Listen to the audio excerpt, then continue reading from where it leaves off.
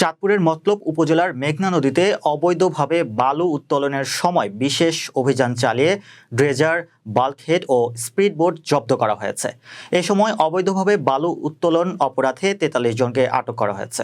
চাঁদপুর প্রতিনিধি জানান, মোহনপুর নৌ পুলিশ ফাঁড়ি ইনচার্জ মোহাম্মদ কামরুজ্জামান বলেন, উপজেলার মেঘনা নদীতে নিষেধাজ্ঞা অমান্য করে একটি গ্রুপ বালু উত্তোলনের খবর পেলে মতলব উত্তরের নাসিরাকান্দি এলাকায় উপজেলা সহকারী কমিশনার নির্বাহী ম্যাজিস্ট্রেট হিল্লোল চাকমাকে সঙ্গে নিয়ে কোস্টগার্ড ও নৌ পুলিশ যৌথ বিশেষ অভিযানে অবৈধভাবে বালু উত্তোলনকালে ১৫,৪১,৫০০ টাকা, ১০টি ড্রেজার, একটি বাল্কহেড ও ২টি স্পিডবোট সহ ৪৩ ব্যক্তিকে আটক করি। আটককৃতদের বিরুদ্ধে আইনানুগ ব্যবস্থা নেওয়া হচ্ছে এবং ড্রেজার ও বাল্কহেড ও স্পিডবোট মোহনপুর নৌ পুলিশ ফাঁড়ি হেফাজতে রয়েছে। এদিকে অভিযোগ উঠেছে মতলব উত্তরের ষাটনল থেকে ফরাজি কান্দি পর্যন্ত মেঘনা নদী থেকে ওই সিন্ডিকেট দীর্ঘদিন ধরে অবৈধভাবে বালু উত্তোলন করায় এ নিয়ে এলাকার জনপ্রতিনিধি সাধারণ মানুষ ক্ষোভ প্রকাশ করে আসছেন।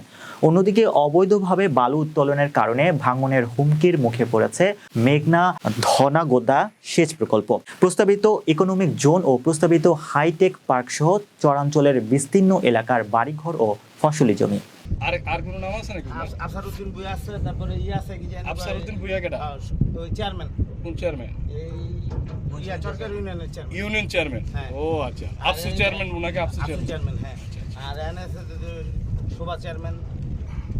এটা কি কিভাবে চালায়?